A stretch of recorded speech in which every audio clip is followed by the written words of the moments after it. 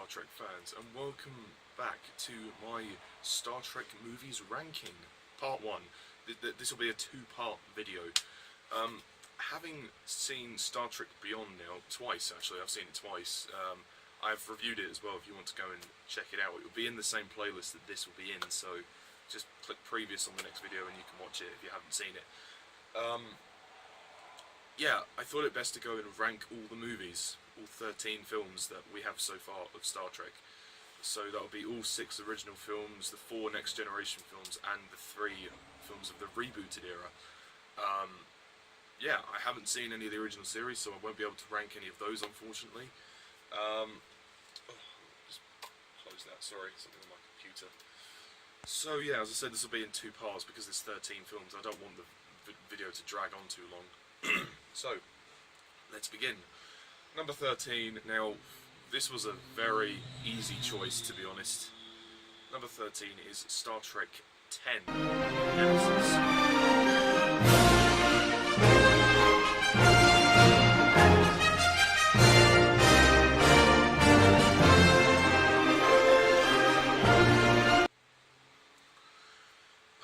This movie just sucks. It is a wall-to-wall mess.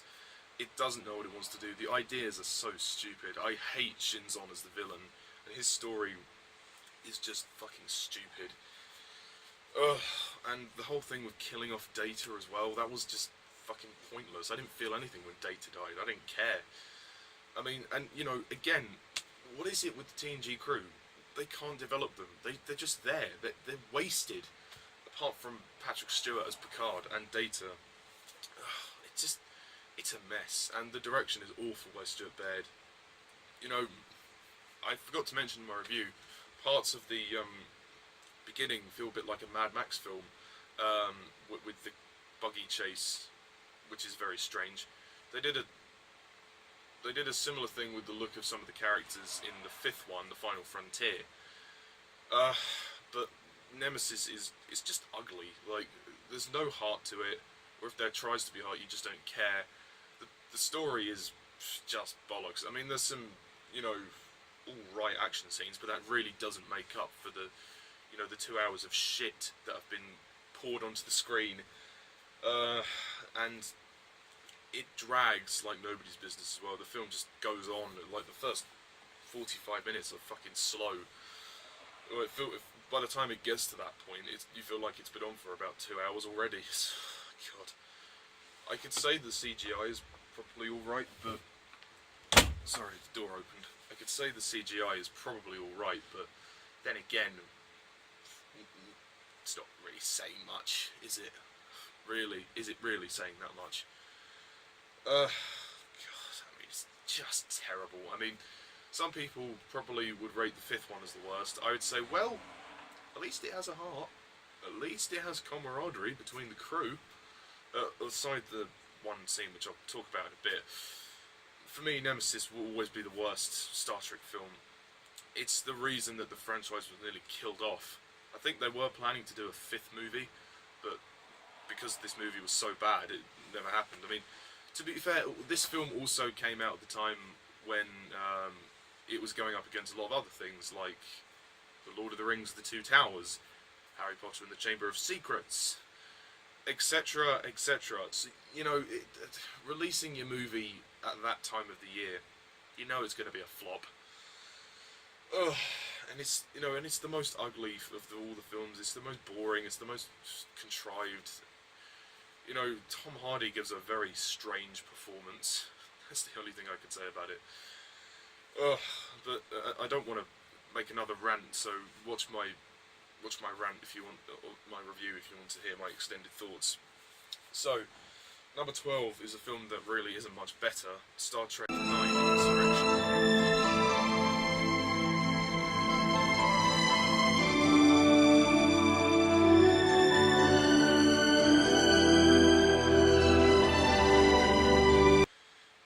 This one, again, is a strange one. I don't get it. Like, the whole story is that, you know, this village is being attacked and people need to relocate. Well, if that's the case, why don't you fucking beam them up to the Enterprise? And I did this in my review. Fuck you, movie. It's another fuck you who cares plot that you don't give a shit about. You don't care about the characters. It's a boring film. I mean, it's nice that, you know, there's a bit more stuff on land, I suppose, you know, going up the mountains. That's nice to see some, you know, good scenery, but the plot is stupid. And, I mean, there's a couple of good action scenes, but that's really it. I mean, and Patrick Stewart's quite good, and oh my god, they give him a fucking love interest. Terrible. Just absolutely terrible. And, you know, Patrick Stewart's acting isn't really... He was never born to play the lead romantic. At least not at his age now, or back then. And the moment when he does the Sambo as well. Oh my god, there's just so many cringy moments in this. Jonathon Frakes really lost the plot here. And the part when he uses the trigger gun to... the joystick to pilot the Enterprise. I mean, you know, you just gotta laugh, don't you? You just gotta laugh. Oh, you know, the direction's terrible. The acting is okay for some of the cast. The villains are pretty crap. Yeah, the effects are, yeah, I suppose they're alright, but the story is just stupid. I just couldn't understand why they didn't fucking beam them up to the Enterprise. After all, I mean, why not? It's easy to lock onto their position. It just makes the whole thing completely redundant to me, anyway. I mean, you know, it was always going to be a slow one. Patrick Stewart tries his best, but again, and they give Data more to do, which isn't necessary. Like, you know, with him and that kid who's trying to teach him how to play, it's such a cheesy plot. Why? God, this isn't Star Trek. This is not Star Trek. At least not the Star Trek I imagined. Anyway, this is not Star Trek. Right, okay, I'm gonna move on for that. Okay, number 11 is another stinker, Star Trek V.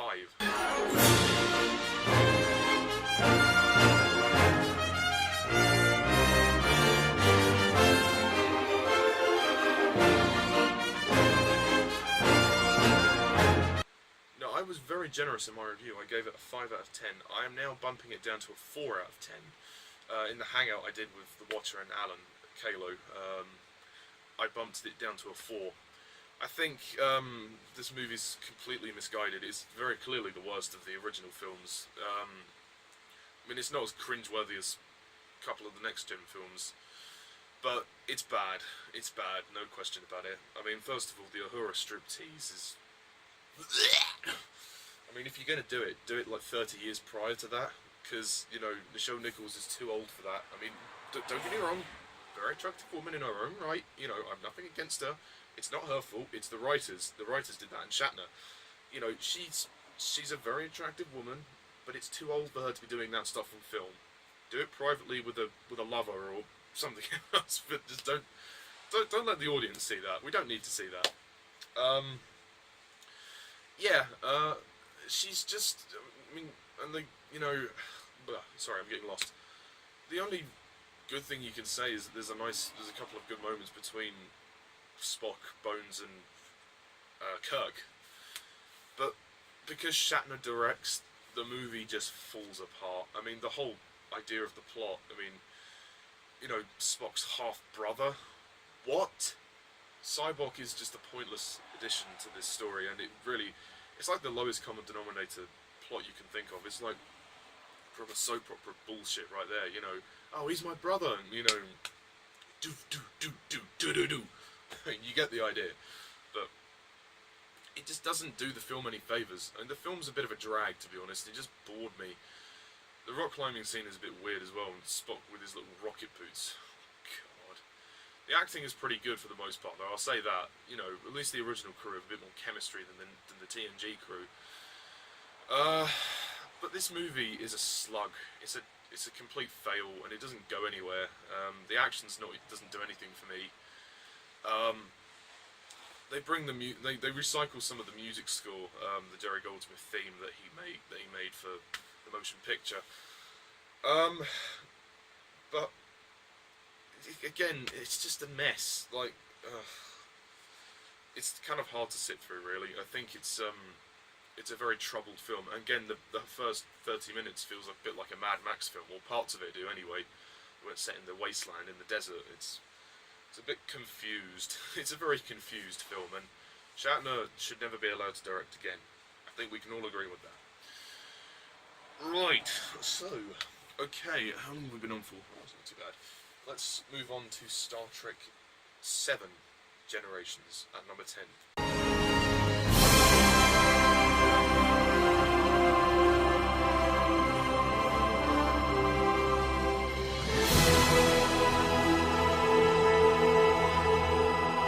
Now, some of you may, I know a few people who may be wondering why I've put this above The Final Frontier. I get this movie's bad, it's not great. I gave it a pass actually. I thought, you know what, it's okay. I just think it's okay.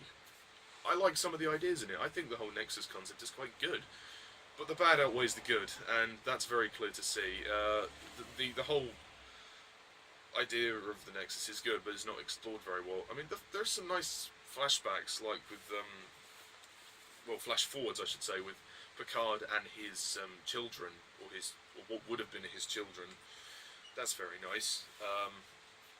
And I mean, the pirate ship scene is a bit weird. I don't really quite get that. The action's quite good, I'll say that.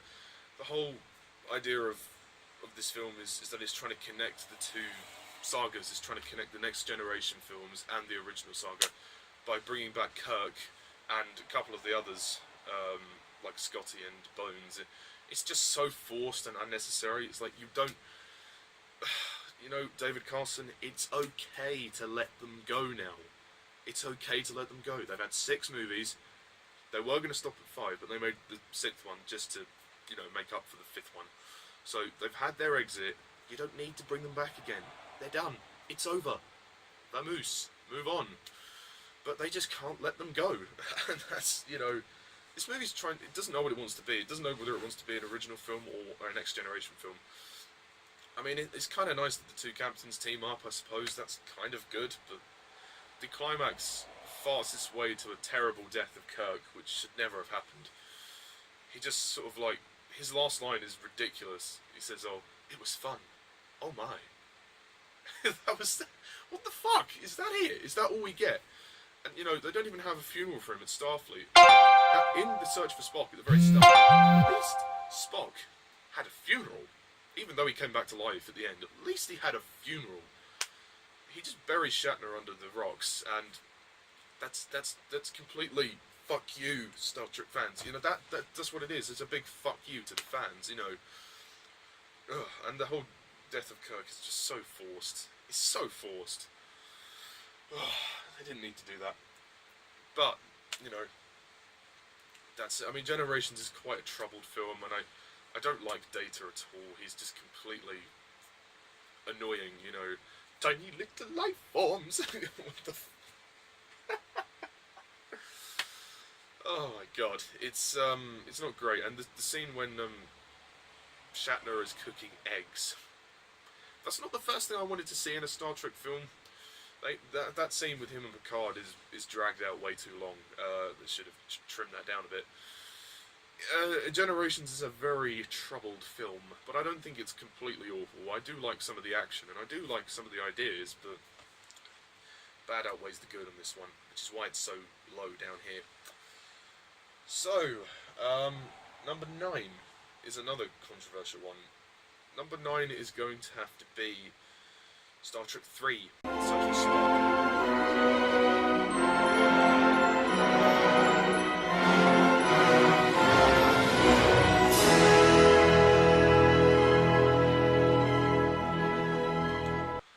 This film is okay, I guess. I agree with Alan Kalo when he says the stuff towards the end when Spock comes back to life is great, but everything getting to that was a bit bumpy. It's not the most paced of the films. It's a bit slow, and it does tend to sag quite a lot. I think it's just a bit depressing. It's a bit too dark and depressing.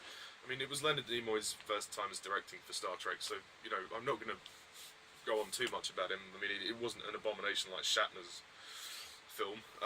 We've already talked about that. This movie's okay. I like some of the action. The climax is great. I mean, the ideas are good, at least. At least the ideas are good, but it's a bit rocky in the pacing. David's death is quite powerful, and some of the scenes are quite good dramatically with the cast, but ultimately this movie, it doesn't really do much for me, apart from the very end of the film when it brings Spock back to life. I mean, the title kind of gives it away, doesn't it? The Search for Spock. Yeah, kind of gives it away. He's going to come back to life. You know he's going to come back to life. And the villain, I can't remember the villain, to be honest. I found the villain quite forgettable. I don't even know who was the villain. I'd have to read up on that. But yeah, I don't have much to say about it, really. It's a bit of a forgettable adventure, but it's not the worst, which is why it's up here, because some of the ideas are quite good, so I thought I'd give it a bit of a pass up, you know. So, number 8. Number 8, we have the very first film, Star Trek, The Motion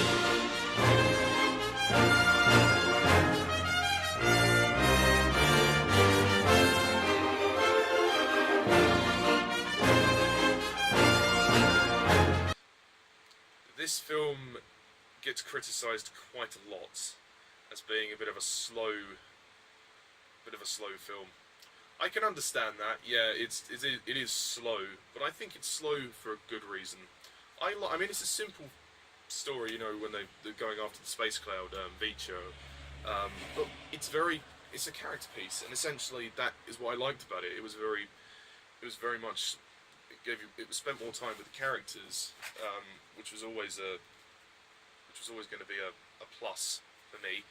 It's not an action film, so don't go into it expecting a big sort of rompy chase like the J.J. Abrams movies. It's definitely troubled in the sense that it is probably a bit too long, and I think you know, they could have trimmed it down quite a bit. But I like the story and I like the characters. It was the introduction for me, well, at least for the original crew, not the reboot, the original of the original crew. That makes sense. So yeah, I mean, it was. I mean, they do look a bit old, but they get older as they go along. I mean, they'd already been doing this show for quite a while though. But as for the film, I think it's good. It's just good. It's not great. It's just good. It's a bit slow. I don't think I could watch it unless I was really in the mood for it, or unless I marathoned the entire series of films, but I don't plan to do that. I don't plan to do that anytime soon. But I think it's a good film. It's harmless. It doesn't really do anything to damage the series. It is just a bit boring in places, which is probably why it's down here. But as a whole, it's you know, less is more. And that works for this film, definitely. And the characters will get their moments to shine, so can't argue with that. So, number 7. Number 7, which will be rounding off this part of the ranking, we have Star Trek Into Darkness.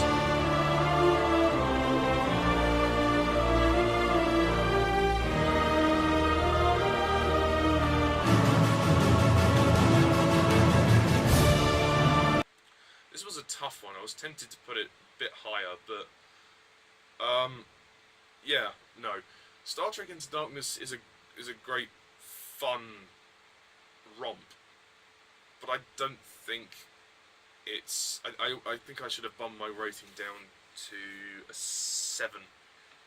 I'm gonna bump my rating down to a 7. It's good fun. It's a lot of fun. It's a great action film. Some great character moments, but it's not the most original film in the world, which is why it's down here. I know it's only towards the end, really. Well, bringing Khan back as well, and you know, the end of the film with that scene, which is reversed, which is Kirk dying instead of Spock. It's very hard to ignore that it's a blatant rip-off, but I mean, it's done well. I'm not gonna say it's bad. It is done well, and it's done. The actors perform it really well. But J.J. Abrams has this issue of just hacking loads of material from other directors. I don't know what it is, but there's just something about him that he does that. I don't know why, but there you go. Star Trek Into Darkness is great fun, and obviously you have, I didn't mention this in my review, the Alice Eve underwear scene. You know, I don't know why people complain about it. I mean, for one thing, she's bloody hot. She's fit. I mean, wow, you know, she's amazing. Her acting was good too in the film, just to say that, you know, her acting was pretty good, but she was great to look at.